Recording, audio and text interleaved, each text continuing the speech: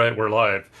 Hey, everybody, welcome to Hashing It Out. I'm Jordan Mack. I'm a senior software engineer here at the Nervos Foundation, and with me today is our special guest, Nathan Hatzfeld, who does business development at Syscoin. Nathan, how you doing today? I'm doing good. How are you? I'm doing very good, good. And so we'll do a brief introduction in just a moment here. But before we do, I want to go ahead and announce the topic of discussion today is proof of work and UTXOs in layer 1 blockchains. And because this is a live show, I have to mention to everybody that there are three rules that we basically follow for live shows. Number one, we're not going to do any price discussion today. We're not going to talk about things in the future, like exchanges that we're going to be on, any of that confidential information. We're not going to be letting anything, no cats out of the bag today. And of course, all opinions are of the individuals and not of the foundations. And I guess that represents the Nervos Foundation and the Syscoin Foundation today.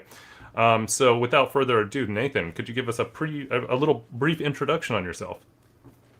My name is Nathan. I've been doing business development with Syscoin for about a year now. I've been in crypto since 2014.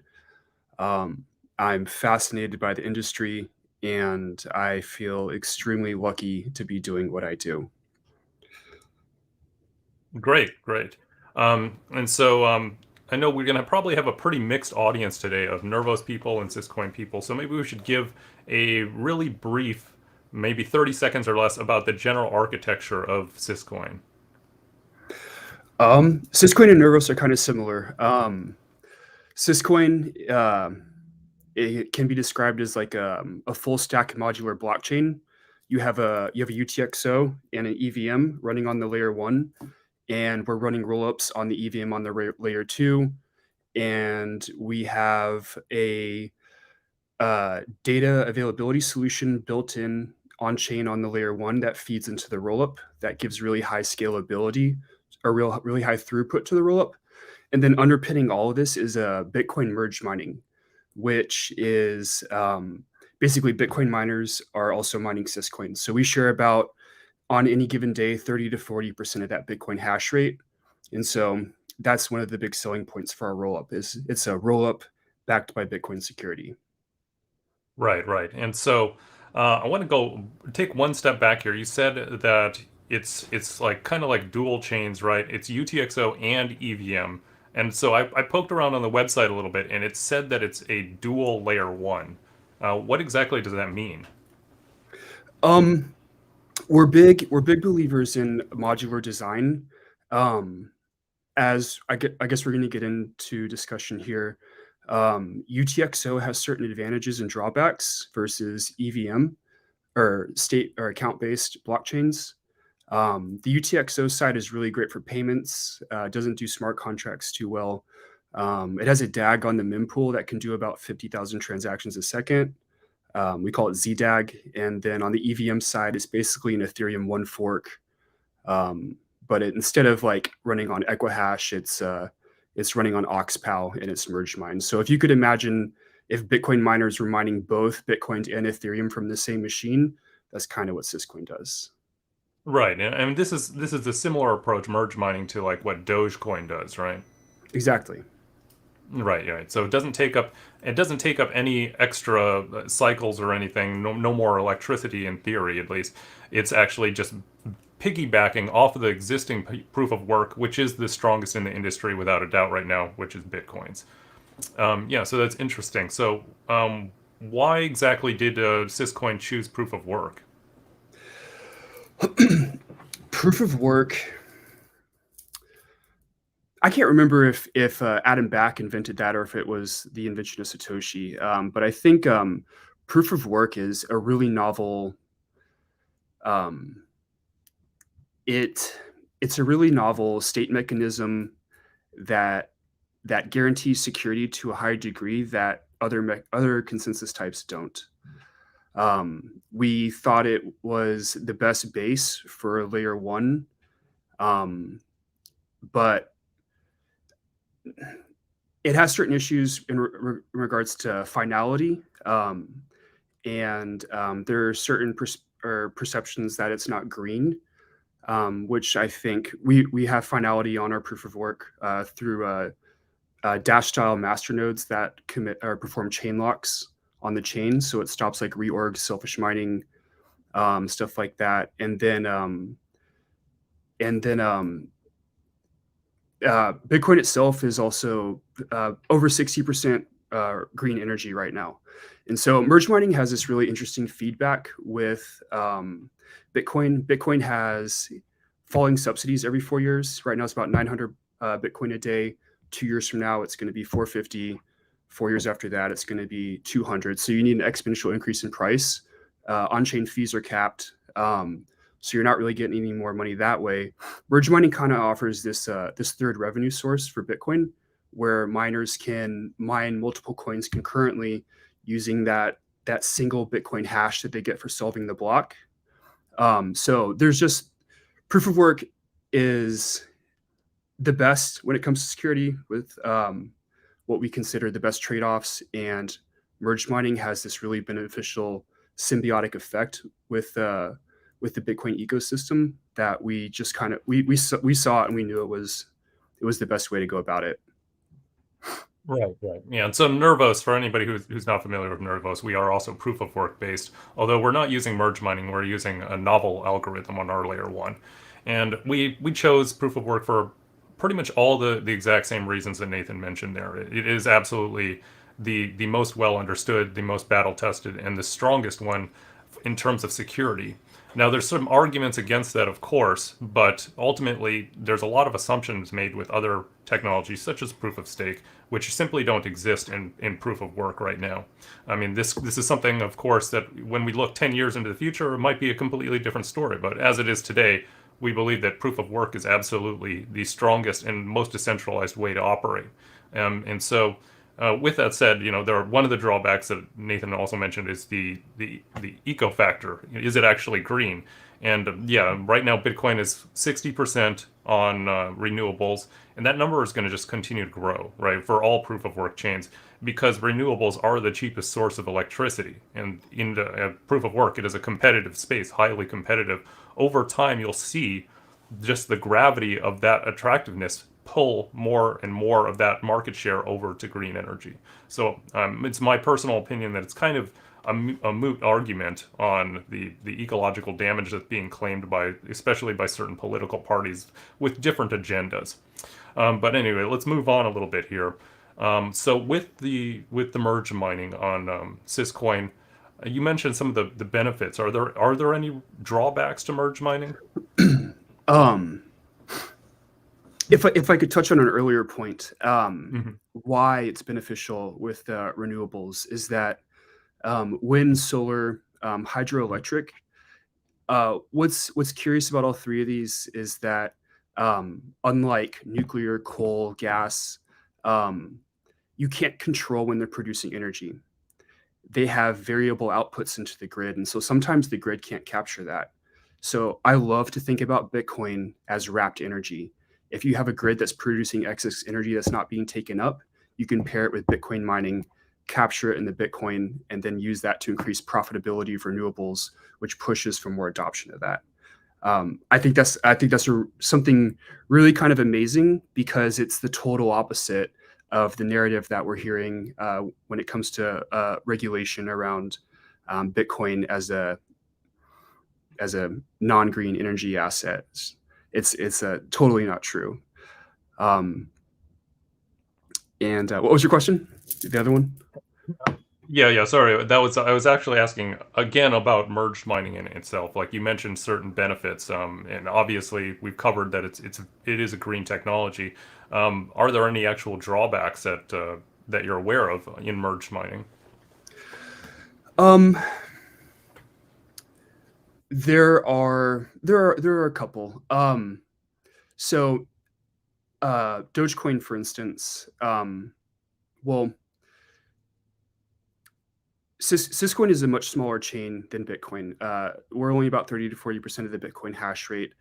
Theoretically, there could be collusion at the pool level to commit double spends or attack the chain. There is a financial incentive there to do something like that. Um, and this is, to my knowledge, this is something that has not happened to any merge mine token. Um, but Syscoin is pretty well protected from that because if there's any kind of discrepancy coming from the miners, chain locks will lock the chain until it's unlocked. I've also heard some arguments that people consider merge mining to be parasitic to Bitcoin.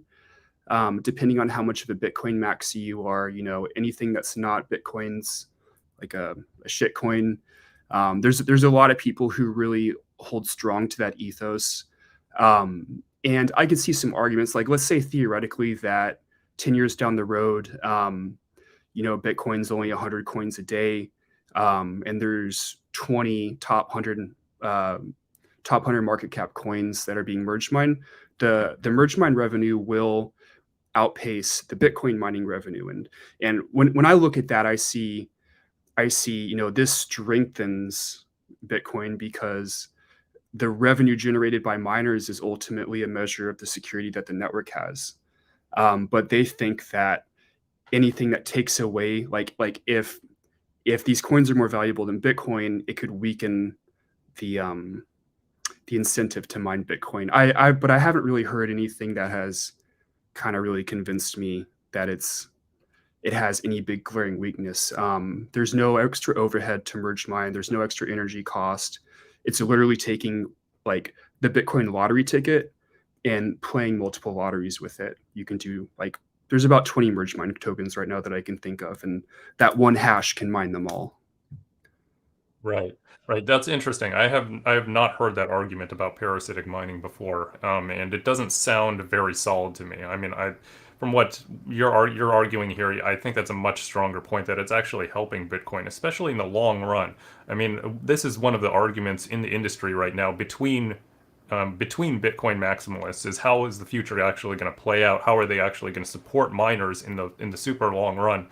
This is actually a solution that I've never heard posed before. Is maybe the solution is actually merged mining, and that is the revenue source for miners to continue on Bitcoin or any of the merge mine coins. That would be a more sustainable model, albeit a little bit unpredictable there. I'm sad to say we started this group called the Merged Mine Alliance, the Global Merged Mine Alliance, and we reached out to all the pools, every merged mine token that we could find, and we tried to build this group that would collectively lobby the industry for more awareness and to build a merge mine standard that would allow more tokens to be mined at once. It started off as a way to increase hash rate of these tokens who unionized, I guess. But then it grew into this vision of like, it's like we have something here that could grow Bitcoin into an ecosystem that rivals Ethereum. Bitcoin is like so inflexible. You don't want to change it. But you can run all these cool things on top of it, utilizing some of the best parts of it while maintaining the store value narrative that Bitcoin has and enhance it at the same time. And like, we were getting shot down left and right. No one wanted to work on this.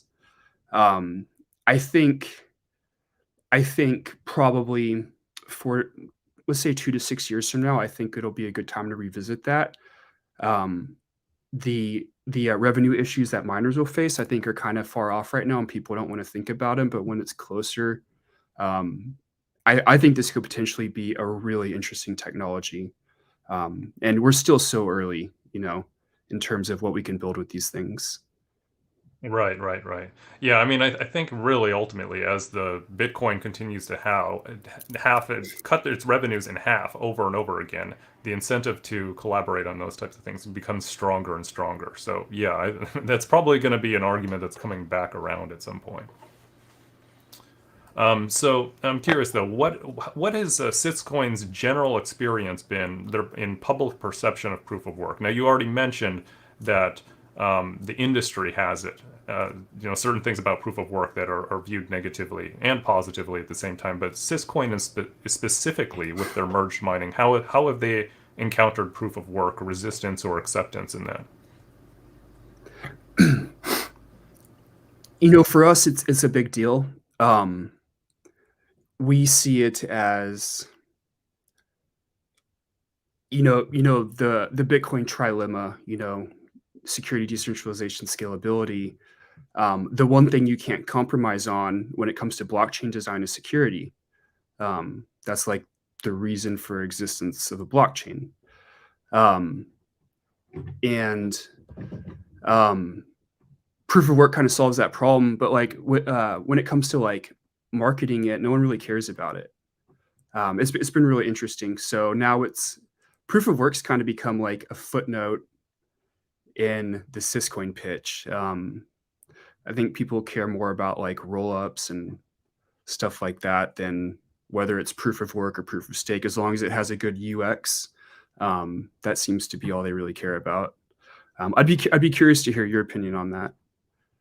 Yeah, well, I can tell you from Nervos' side, we've seen definitely a mixed bag there in perception. We have a proof of work purists who believe very strongly in it and are glad to see it on Nervos, and we have a large segment that is indifferent. Right? They don't really care because proof of work or proof of stake is ultimately it's the means to an end. It's not the actual end. It's what drives decentralization. That's what we're trying to achieve. It doesn't actually matter too much. And then there's also a segment that is against proof of work and is expressed that they would like us to switch to proof of stake or something like that. But they can't really give strong reasons on why. And then, of course, we've seen over time it change too.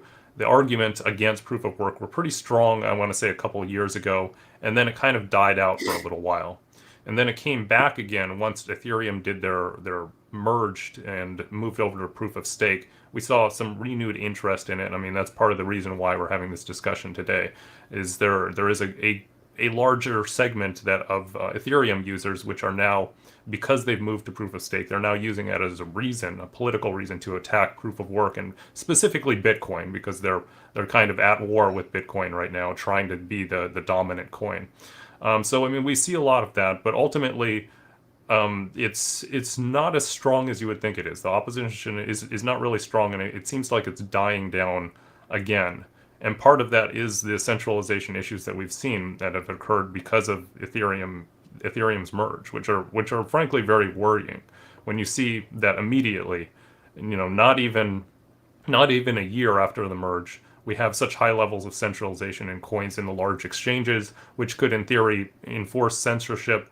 And there's the whole debate within their community about what they're going to do about it. Are they going to fork? Are they going to slash coins?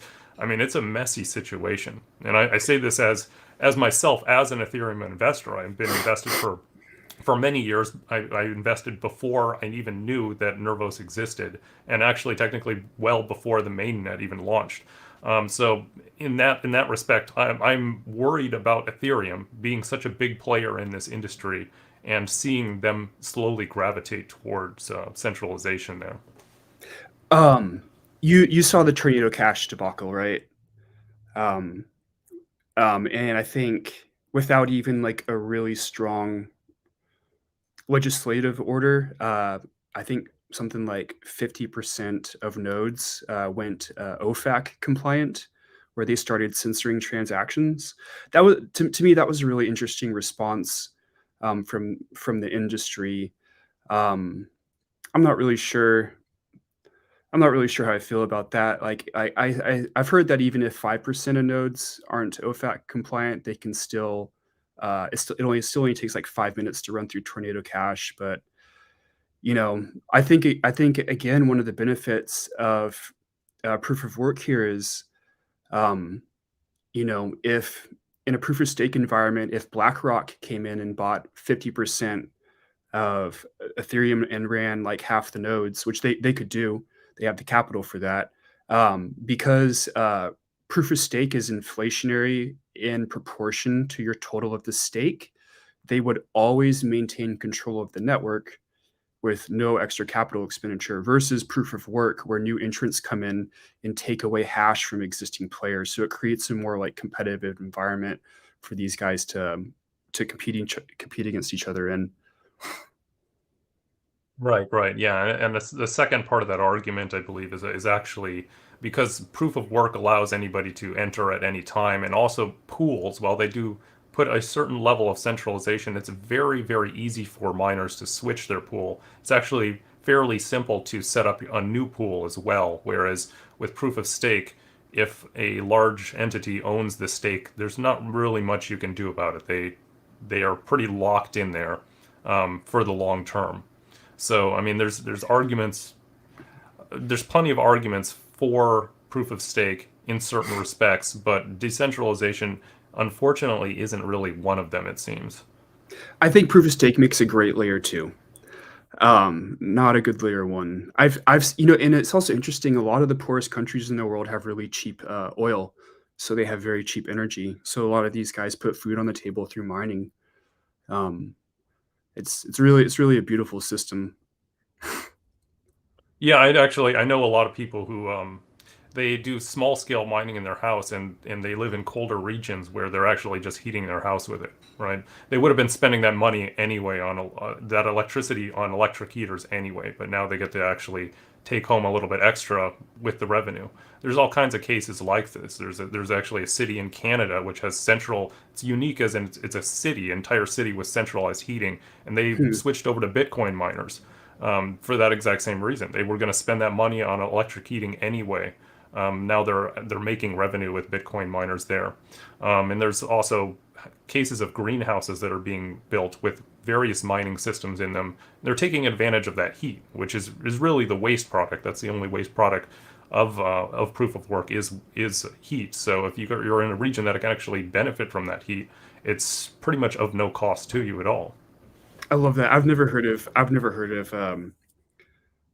the waste of Bitcoin being characterized as heat before, but that makes perfect sense. Yeah, yeah. I mean, and that's one of the. I believe actually that is the number one. Climate control is the number one expenditure of electricity in the entire world. It's heating and cooling in various Hmm. parts.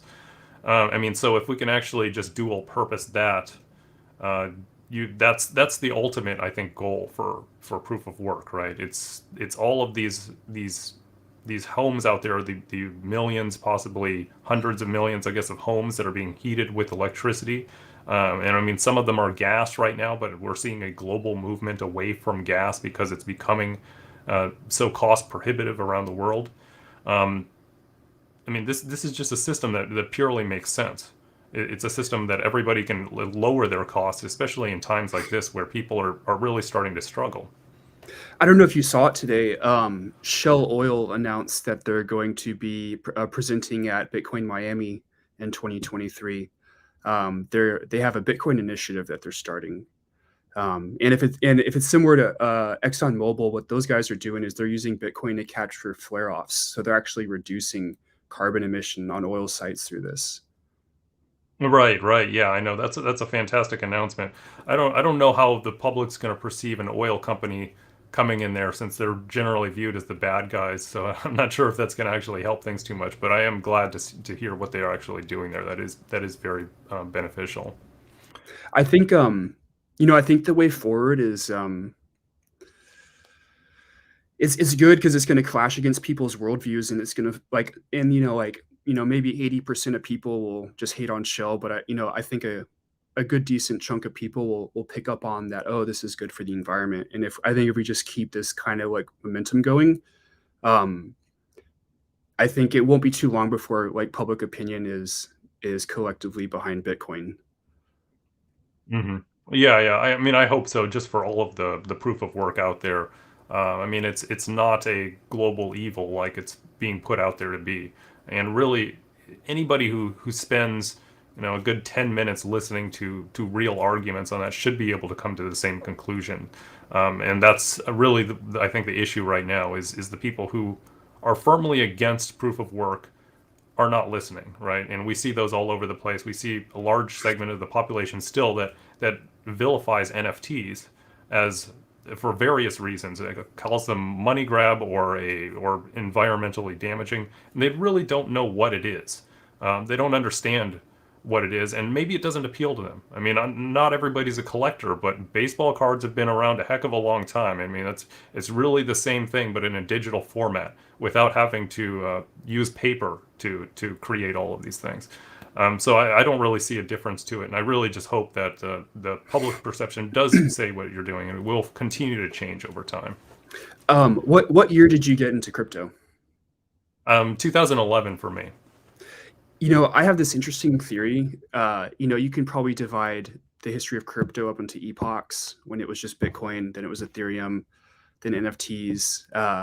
The the environment that you come into kind of like sets the foundation of knowledge that you go forward with. And I think a lot of the guys that really care about proof of work started when it was just Bitcoin and just other proof of work chains. And then a lot of the new guys who come in during the NFT age, proof of stake's more common. They proof of work's not really important, so they don't really pick up on why it matters. Um, that's like kind of like a defining worldview I have when it comes to like understanding, because I'm business development, my job is to talk to people, so I have to understand uh, the way people think and why they think the way they think, and that's how I engage with people. And so, Right, right. Well, here, let me give you a little bit of information on that. Is I'm actually largely indifferent to proof of work and proof of stake. In terms of like, my goal is to bring decentralization to the world. So I want the best technology for that, which happens to be proof of work. But there's over time, over history, I would say that my viewpoint on that had gravitated back and forth. I mean, there was a point in time where I was for proof of stake very strongly, and that was after I had met Vitalik in person, had him speak on the subject. He did a very convincing argument at the time, and I didn't think too deeply into that. I was focused on other things, and so I did believe that proof of stake was a better alternative at that time. And this is years ago, right? This is years ago. And I still think that there's potential behind it, behind the general concept. But I'm a person who needs the proof. I need the proof to actually make decisions. I don't want to make a decision based on speculation about the future or what it could be. I need to actually see the proof of what it is. And where it is right now, it's very clearly to me still in the proof of work court in being the most decentralized solutions out there. So that's why I'm behind proof of work right now. It's not because I'm in love with proof of work. Absolutely not. I'm trying to use whatever gets decentralization and makes that a bigger possibility. cool. Okay, so let's move the conversation along a little bit here, which is talking about the UTXO model and the account model now. So Syscoin supports both the UTXO model and the account model. Is that right? Yes. Okay, and could you break that down just very quickly again? I think we did at the beginning, but let's do it one more time. Um, the two base layer chains are we have a UTXO, and then we have an EVM. They're both kind of minimize maximize towards certain use cases. UTXO is generally good for payment systems, but it's pretty inflexible and it's hard to build on top of, so it's not good for smart contracts. State based is easier to build with, but it introduces a lot of unknown security risks. So the trade off there is security versus programmability. But we do run our data availability solution out of the UTXO. And so in general, Syscoin is just kind of modularized. We have different layers that have a separation of concerns and that take care of different functions of the blockchain. Right, right. So you support EVM, and of course, I mean, Nervos supports EVM too through one of our layer two rollups, because Hmm. that is where the industry is right now. It's 90% EVM. So with UTXO, it's definitely we've found that it is also there are challenges. There are unsolved challenges with UTXOs on how we're actually going to build smart contracts. The Nervos stance, though, is officially that we do believe that there's high potential behind UTXO based smart contracts. But there's make no doubt about it. There's absolutely challenges, and there's a genuine possibility that certain types of smart contracts may just be a better fit for the account model, and it may kind of always be that way. Hmm. That's a realistic possibility. Whereas also the opposite is sometimes true. We see that certain types of smart contracts actually seem much better on a UTXO type of model, and may also be just again a better fit in the future. But I'm a little curious here. What with UTXOs on Syscoin, what exactly does that mean in terms of like what languages are used to build on that if you wanted to? Honestly, I don't know too much about that. The UTXO on Syscoin is largely unused at this point. In general, we we're very big on modular design and rollups, so we've been hesitant to introduce anything on chain that would take up block space, because once you have something running on chain, it's kind of hard to get it off. And so with the rollup launching here in, we don't have a hard date on it, but it'll be end of year. Then we're going to start bringing programs over. On the UTXO side, though, the features that we do have is we run the master nodes, which is an incentivized full node. We have a ZDAG over the mempool, so it can do really fast transactions. It was designed for like central banking type applications. And then we have the what we call proof of data availability. It solves one of the issues with layer twos, which is the data availability issue, which is when you're performing transactions off chain, how do you verify on chain? And so this is the solution to that. It's also Lightning Network capable. So if Bitcoin's Lightning Network ever gets to the point where it's working and it's low friction, Yeah. we can adopt it. So I'm really Right. curious. I have a fascination with UTXO. I feel like I would agree with you. I think it's really underdeveloped. I'm really curious to know like what you guys are doing with that. Yeah. So we have the cell model, which it's a type of EUTXO, extended UTXO model, it's proprietary to Nervos, and it's really an emphasis on flexibility. And what they did in terms of the virtual machines, they built a brand new one called CKB-VM, which is a RISC-V computer, more or less. So if you're not familiar with RISC-V, it's kind of like we have the Intel processors, and we have Apple now has their own processor. Well, RISC-V is another architecture out there that is it's different from ARM and different from the Intel-based ones, and it's been out for about 10 years now. You won't hear about it in too many computers because in computing terms, especially when there's such fierce competition in processors, 10 years is actually not that long. But it's a Mhm. stable platform. It's an open platform, which was important to us. And so we're using that on CKB-VM. So our smart contracts actually compile into executables, real executables, as in you could actually take one of our smart contract executables and you could actually run it on a RISC-V Linux computer just as a normal executable if you want to. They're exactly the same thing. So anyway, they did that because they wanted a lot of flexibility in there. So they created this completely open platform where you can do just about anything, and it's really really handy for certain things. But we have absolutely run into difficulties with UTXOs. They're harder to work with. The way that I usually explain it to people who have they're not familiar with UTXOs, but they are familiar with computer programming in general. It's really the difference between programming on a single core processor and a multi-core processor. UTXOs would be the multi-core thing. It enables the possibility for things to go really fast because you have all these cores available, right? But there's always a problem of synchronization between these cores, which is the one core doesn't necessarily know what the other core is doing. And so there can be cases where it gets very difficult to coordinate. And that's very similar problem to what we actually see in UTXOs today. But we see there's evolving solutions there, right? There's a lot of different solutions that are starting to come through that we're starting to see possibilities open up. So I mean, really, when you look at it, it's, to me, I see possibilities for the future in UTXO with scalability in particular. Because like with a multi-core processor, you can just do a lot more in parallel. And when you're talking about what we're ultimately all trying to do here, which is global settlement, decentralized settlement, that parallel activity actually really matters.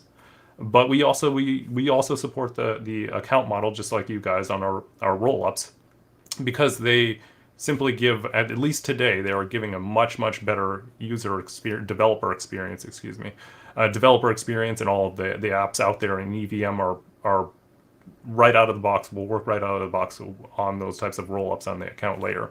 I mean, so there's really kind of a need for both of them at this point, and that's why we support both of them, just like you guys, right? Are you a primarily UTXO developer? I am switching over to UTXO, I would say. I actually started in EVM as well. I started pretty early, so I would say my knowledge of EVM is dated at this point because Mm. I kind of stopped following it a while ago. When I was doing it, none of the tooling was really ready. It was really early. All of the standards you hear about, like ERC20, didn't exist yet. So we were kind of just making up our own token standards back then. God, you So were early. yeah, I'm just framing it for you so you know this was early, and I haven't Yeah. really followed it too deeply since. I've invested a lot of my time into UTXO because I believe there is a possibility there. While the challenges exist, we kind of are starting to see the light at the end of the tunnel on some of these things. And so I'd say there's a lot of possibility there. What's your end game with that? Do you think UTXO will ever compete with EVM on a large scale like that? Do you see the developer community ever swinging back over to that? That is a strong one. I see it as being a competitive aspect, as in yes, I do see it taking up market share. I see it being potentially dominant in certain use cases, but would it actually ever replace account model completely? I'm not really sure on that. That's really hard to say. And part of that is simply the ease of use. Right now, the account model is, especially for anybody who has a developer background, when you come into the account model, it's basically the same thing. When you're coming into UTXOs, it's going to flip away around the way you have to think about smart contracts completely. And that difficulty we're seeing that's a mountain to climb for developers, and a lot of them simply aren't really ready to get there yet. So just like with a lot of technology, sometimes the stepping stones have to be there before something truly gets adopted. And an example of that was there was a time in history when mice were very unpopular, right? Where people didn't know how to use them. And so they actually had to wait for adoption to catch up on that, for people to become familiar with that before they could actually be used in a lot of computers in the ways that they're used today. The same types of things happened with smartphones too. Like, did you know that the first version of the iPhone that they wanted to build didn't have a button? They had to put that in there for people to understand how to use the device. I mean, so that's why they've started to get rid of them. And I'll be honest, I love the button. I don't want to get rid of the button. But I mean, this is one of those things that's a progression. People were not always familiar with smartphones. They weren't always familiar with how to use Facebook. I mean, these types of things. Once the general population does adopt them, does understand it, you can start to build on it then, right? That's when you can start to get to the next layer. And so that's kind of the way I see UTXOs. We haven't hit that first layer yet. Smart contract developers are still in too short of supply industry wide, right? And a lot of the early developers that I've talked to that are coming into industry really don't understand what smart contracts are about. They don't understand what decentralization is about, and they come in and they have the idea, oh, I'm going to put Uber on the blockchain, right? And it's like they have no idea what that actually means, what form that will take, and why nobody has done that already, right? That is not a unique idea, right? But the fact that it doesn't exist is because there are massive challenges with that. So anyway, that's what I kind of see. I mean, are you seeing similar things in the industry right now? Um, I think education is such a big issue that's lacking, and I think that's something that affects every sector, whether it's developers, whether it's retail, institution, legislators. There's Crypto has such a high barrier to entry. There's so much to know. There's so much context you need. Like proof of work is a great example of that. You can be in crypto for years and not really run across proof of work or really like why it's important. I think it's something that we see a lot. One of the things we're trying to do is work with people at the university level, different professors teaching blockchain classes. Um, we think that's probably a really good way to capture talent. I think another issue we have with developers in particular is, being a senior level developer is so lucrative.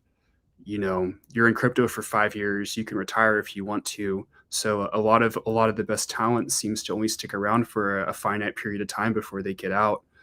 Um, yeah, it's a multifaceted problem, I think, with not really a good answer because it like you said, there's just not enough people and not enough awareness.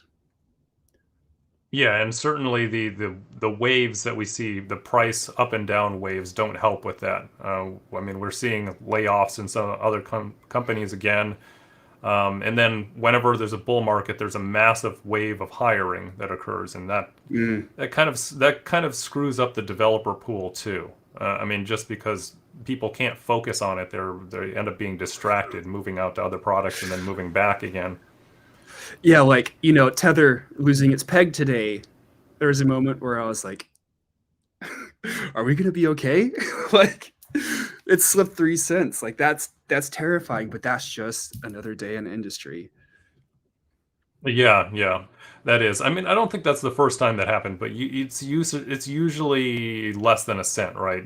That it's Yeah, deviates. the only time it's ever done that I think was Terra Luna back in May, I think, and that was it almost went over a cent DPEG, I think. So today was quite a bit worse.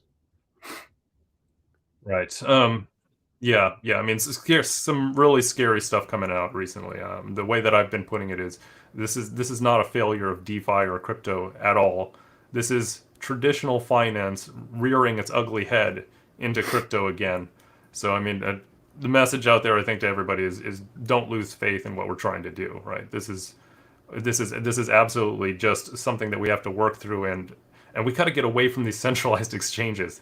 This has been the bane of our industry since the very beginning, Mm, right? I mean, the collapse of Mt. Gox in 2014, people still have not gotten payment from that. I mean, we're still waiting for that, and now we're going to be waiting for FTX payments too. It's one of those where we do have decentralized exchanges now on all of our platforms. On Nervos, it's Yokai Swap and some of the other ones, which have remarkably low fees compared to like the Ethereum. So I'm just saying it's not limited to Ethereum anymore, right? It's like there's a lot of different platforms that you can be doing your trading on, and I really think that people should start embrace that and get off of these centralized exchanges. It's too big of a risk, right? We're seeing yeah. what's going on here. It's damaging to the industry to continue to hold on to these Web 2.0 architectures, which is something that we've been trying to collectively get away from for quite some time now. Yeah. My FTX was bigger than Lehman Brothers, uh, like by quite a few times. My big worry with events like this is that it's going to draw heavy-handed legislation before the industry is going to stifle innovation. Like that's my big concern is that we are making incredible progress on these things. I remember watching the Terra Luna crash happen, and these DeFi exchanges through smart contracts were handling hundreds of millions of dollars of settlements in seconds, all handled through smart contracts. It was beautiful. It's getting there. It's just we need more time. Right. Yeah. Absolutely. So let's see here. We are starting to get a little bit low on time here. So I just want to say to everybody who's watching, you can definitely ask questions, and we'll try to, if we have time, put them in at the very end here. And no price questions. I'm seeing a lot of price questions. Please, no more. We won't be talking about any of that. But if you have any questions about Nervos or about Syscoin or for any of us personally, feel free to ask them, and we'll try to get to them. But yeah, moving on here, we got to talk about let's see, the multi-layer architecture. So one of the questions that was what is put in by here was, so let me just read it off. Nervos Network uses a multi-layer architecture, layer one for security and decentralization, and layer two for scalability. So what is Syscoin's approach, or do they have something similar to that? That's exactly the same. It is, in Mm. my opinion, it is bulletproof logic. Um, it can't be any other way. Yeah, we believe so strongly too. And so with Syscoin's approach, did I get it that right? You're about to release the first roll up. Mhm. All right. And the design I imagine is pretty similar. You will eventually have multiple roll ups in time, right? Ideally, Syscoin. One of the ways to think about Syscoin is as um, a, a roll-up focused blockchain. Hmm. We've had roll-ups on the roadmap since 2017. Um, the roll-up we are releasing is an optimism fork that we are upgrading to the Bedrock. The difference between Optimism V1 and V2, V2 being Bedrock, is Bedrock has data availability built into the rollup, whereas like data is hard to grab on the V1. And then we're plugging that into our data solution. Our data solution is pretty similar to proto dink sharding, but it is, in my, I guess you could call it biased opinion, but I think I'm saying facts here. It's it's much better. For instance, you can reconstruct data from a single node. It utilizes the existing fee layer. So Proto Dankshard is introducing a new fee layer. So it's adding more complexity. And ours is the existing fee layer, and it's self pruning, so it's very light footprint. And then we're using like off-chain AWS types things to store data. So it's lightweight, it's simple, it's easy to plug into, and we think that's going to give us a very competitive rollup. Oh, great, great. That's good to hear. When is that supposed to be actually rolled out? What's the target? Um, I wish I could give you a date. There's the constraint right now for public release is the Optimism prover getting open sourced. But we're building out the private test net right now, and I'm thinking that should just be 2 or 3 weeks before we have that up. Oh, fantastic. So that's Don't coming don't, out don't quote quick. me on this. This is something Okay. we're working on. Uh, we're working we're working diligently on it. It's a difficult problem, but it's just developing. Yeah, yeah. I've been a developer most of my life, so I understand that anticipating how long something's going to take is one of the most difficult tasks out there. I mean, we've hit that, of course, in our ecosystem as well. Things just they're done when they're done sometimes, right? You Yes, can't always anticipate every problem that's going to arise, and in an industry like ours, you can't cut corners. So it'll be done when it gets done. exactly. Yeah. So since Syscoin has both UTXOs and the account model, is Syscoin part of the UTXO alliance yet? We are interested in that. I sent an email off a while ago. I never heard anything back. And then I Really? guess it Okay. just, Where did yeah. that get sent to? I think it was a website or email I grabbed off the website. Okay. Oh, the UTXO alliance. Well, I'm gonna have to talk to them about that then. If nobody's manning that email or ended up in a spam folder somewhere, we got to get that out of there. Yeah, we'd I love to see I you in there. I hope they didn't email me back, and then I didn't see it because then that's my bad. But I think that's how that went. Okay, all right. Well, yeah, it's been starting to pick up. The UTXO Alliance has been something that was started more than a year ago, and it was pretty slow at first, but it's just starting to pick up. So it's not too late to get in. Definitely, like there's going to be probably some good collaboration between the chains that are involved in actually showing up to the meetings. So the more the merrier. We'd love to Awesome, see Sitcoin there. awesome. Yes. Okay, so let's see if there's any questions in here. I'm seeing a couple here. Bunch of price questions, of course. Let's see. Do we consider as a security? Okay, I think this person is CKB considered a security, and we can answer that for Syscoin as well. Honestly, I don't know. This is one of those where the regulation is so confusing and changes almost on a daily basis that I can't answer that question at all. Not for CKB, and I don't think it's probably any different for you and Syscoin, right? Yeah, yeah. I mean, we're seeing the laws go through that right now. I know that XRP is fighting a part of the battle on that, and then Library Coin just lost a case on that where they declared Library as a security for reasons about the initial coin. I believe it just didn't have a use when it was first sold, and because of that, they considered it a security. Anyway, it's really complicated on the rules here. We don't really have guidance, so I can't really answer that one. I think the library case is kind of concerning, because the end takeaway from that was that if you pre-mine at all, if you have a treasury at all, it classifies you as a security. Um, the SEC is trying to claim jurisdiction. The CTFC is trying to claim jurisdiction. The CTFC says Bitcoin and Ethereum are commodities. Um, Gensler's SEC is saying that most of these coins meet the Howey test, and then with those cases, it's it's kind of scary. Because there's no, like you said, there's no clear rules on this, and the whole industry is kind of operating in a gray area right now. Yeah, yeah, it absolutely is. I mean, we see the SEC repeatedly make pushes to have more and more control over everything.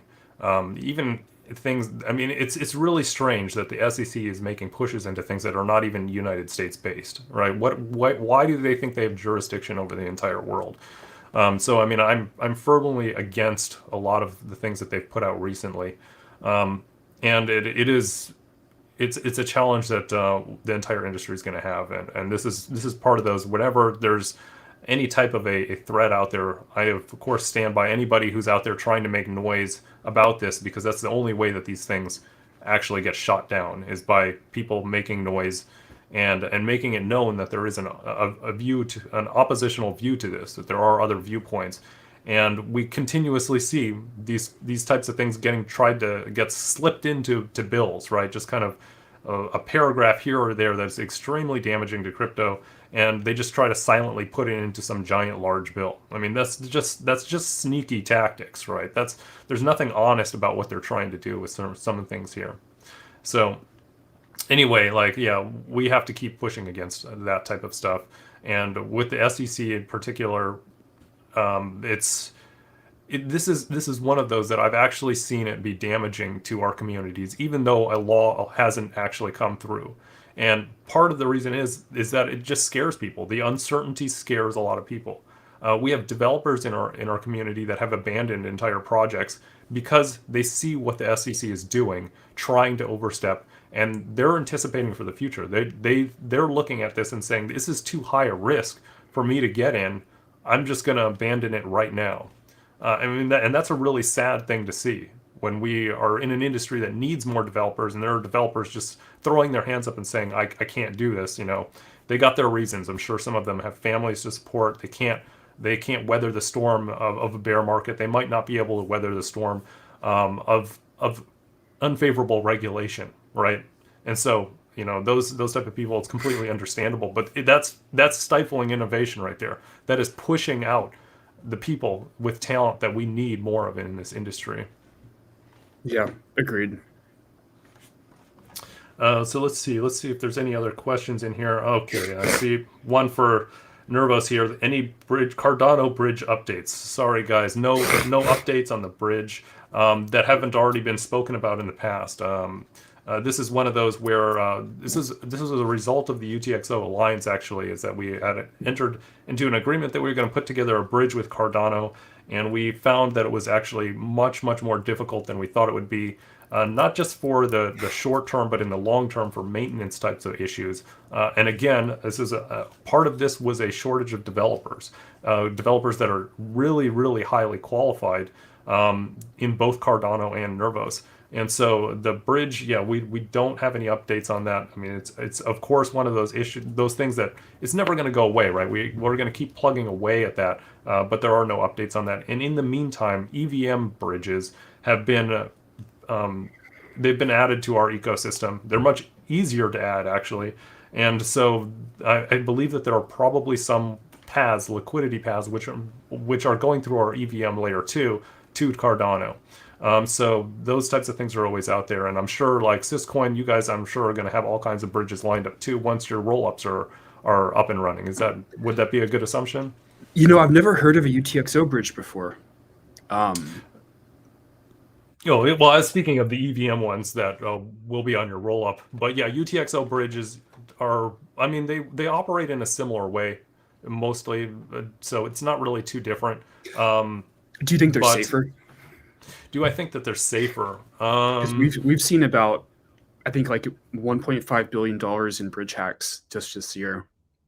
Yeah, yeah, That's a yeah, big thing. We put a lot of thinking into that. We're going to have layer one, layer two bridges, cross layer two bridges, cross layer one bridges, but it's something we think about a lot. We think ZK is probably going to be the safest way to build a bridge, but I've never really heard much about the UTXO bridging. yeah. There's certain, I mean, like, and when you talk about a pure bridge technology, I can't really make a strong statement to or against for or against the security of a UTXO versus a traditional one. And part of that is when you look at the actual hacks that have occurred in certain systems, like I think the wormhole one is a really good one to look at. That was just a programmer's mistake that got overlooked, right? That one had nothing to do with UTXO or EVM at all. It was just a bug that unfortunately didn't get caught. I mean, so that is one of the biggest threats, and I mean that's UTXO wouldn't save you there, right? Is what I'm trying to say. There's other types of things that have been discussed, which I'd say are better adapted for UTXOs. I mean, there are certain security advantages that are that the cell model has, and I imagine other UTXOs might be able to adopt as well, which is like first class assets, which is it's basically like a rule. The simplified version of this is it's a consensus rule that says that the smart contract doesn't have complete control over a thing, and they still have to seek authorization from the user. Where does this matter? I'll give you an example. Is like with assets. Let's say that there's a popular NFT collection out there. The owner of the NFT collection, the guy who created it, gets hacked. He gets his private keys stolen. What does that mean for all the assets? Well, the damage that the hacker can do at worst is he can prevent the NFTs from working properly. He cannot seize them. He cannot take them because they are officially the user's property and the user's authority can lock them up and prevent them from moving. And Because that's it's a inherent. UTX, it's That's UTXO right. instead of a EV or a state. Okay.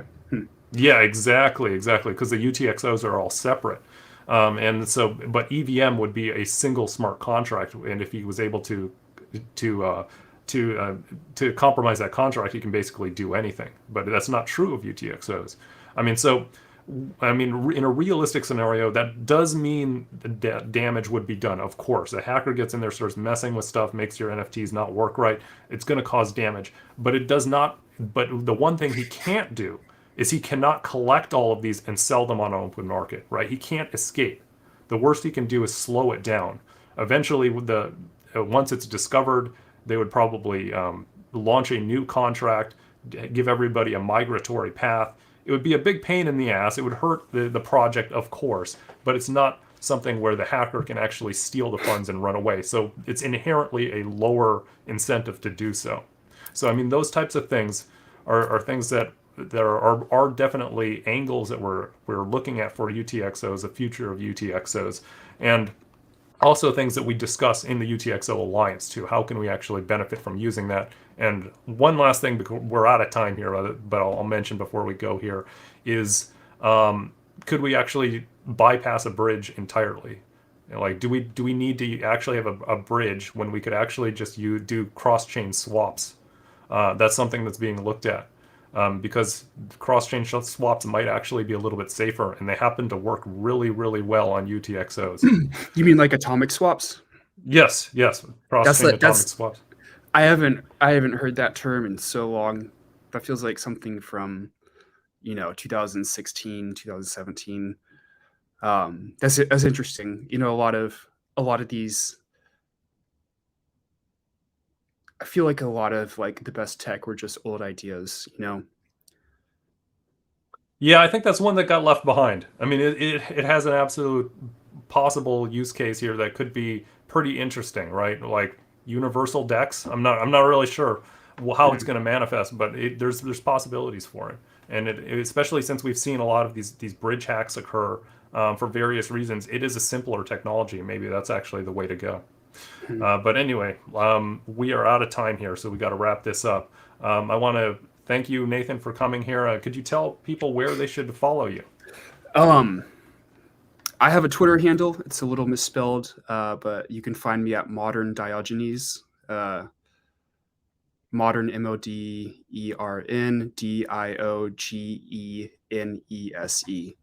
I post all the time. I'm mainly crypto focused, and that's about it. I don't really do social media outside of that. Okay. All right. Well, yeah, I'd encourage everybody to follow you then on Twitter. And my Twitter is out there as well, Jordan_Mack. And I want to thank everybody for listening today. Okay, so take care, everybody, and we'll see you next time. Thanks for talking with me. Bye.